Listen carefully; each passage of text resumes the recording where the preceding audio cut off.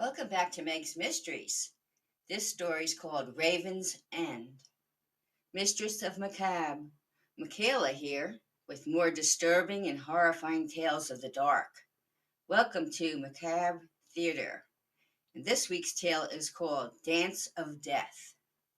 Before we begin, a word from our sponsor. Full Life Flashlight. Take it everywhere you go so you can always see what lurks in the dark. Well, that's just what we need, a light that keeps on going, especially on our dark adventures into the macabre. Go out and buy one or two before they're all gone. Now back to Macabre Theater presents Dance of Death.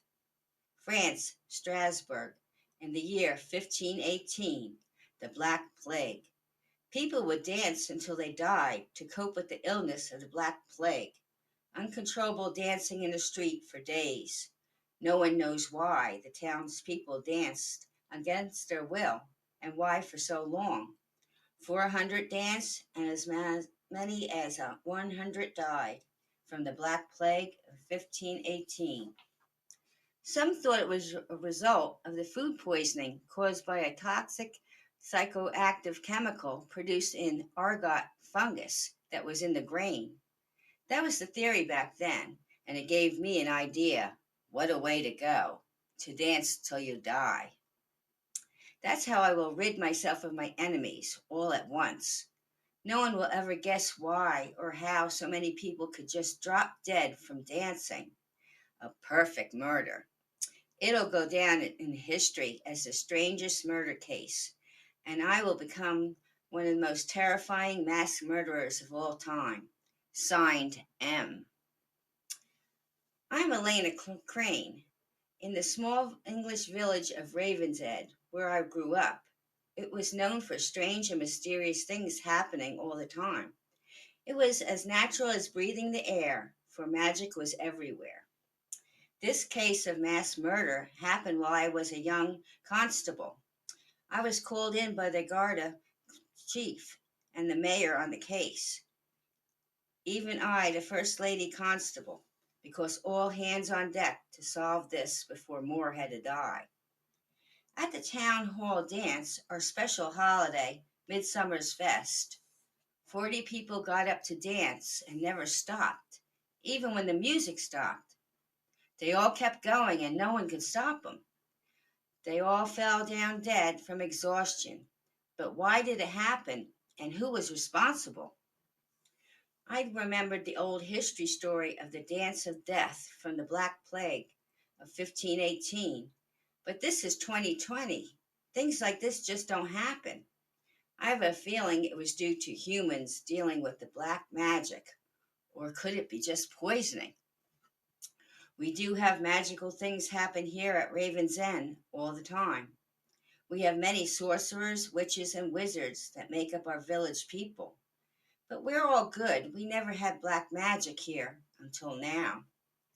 This is a small, quaint English village. Almost everyone was related, so why kill our own people? And why this horrible method? The autopsy found death by exhaustion or heart failure. The ages of the dead were from 18 to 70. Men, women, young and old. The only thing in common was the music. How will we pinpoint the cause of this just from that? And who had the capacity to put people in such a trance to dance till they die? The only clue was days later. A note was found on my desk. People should have been nicer. Signed, M. It was in newspaper cutout letters and no fingerprints. Who could M be? It could be anyone. And why leave it on my desk? No one saw who put it there. It just showed up. We have to figure this out. We questioned everyone involved with the dance and the Midsummer Fest. But most were the village families who we knew all our lives. Families that lived here for centuries. Not many new families move here. So it had to be one of them, or maybe someone snuck in from somewhere else. I think someone would have noticed a new person, but it was a busy time and many came to the festival. My whole family attended. Thank God they were not killed dancing. Even the band was questioned, but that was the same band we used for years, so it's not the music. The food vendors were all checked out to see if someone added something to the food, but not all the murdered people ate the food. Maybe the wine and the ale, but that was checked out to be all fine. We were at a loss until we got another break. M just couldn't blend in with the village. They had to drop some hints along the way. I guess we were taking too long to catch them. It's a game to them. Another note, this time sent to the Garda chief himself. Dance the dance of death. You all deserve to drop dead.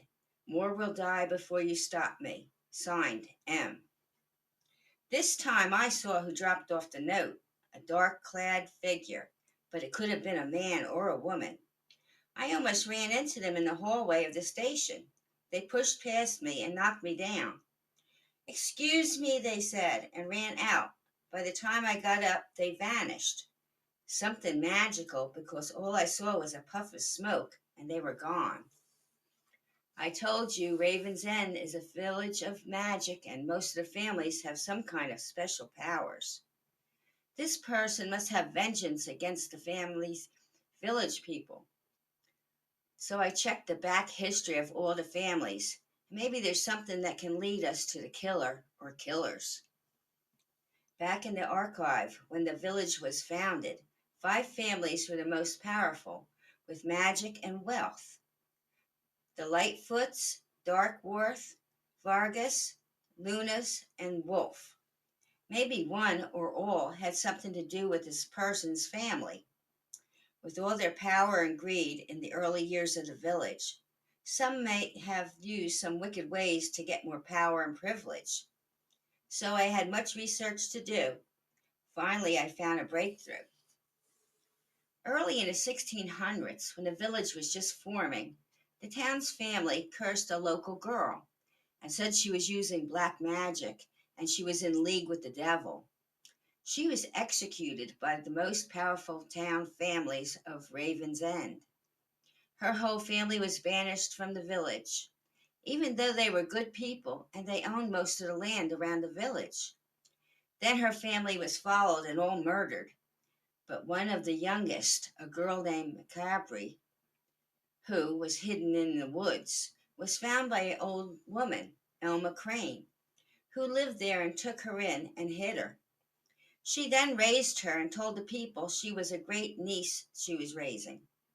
Elma lived on the outskirts of the village, and no one messed with her. She was too powerful, even for them.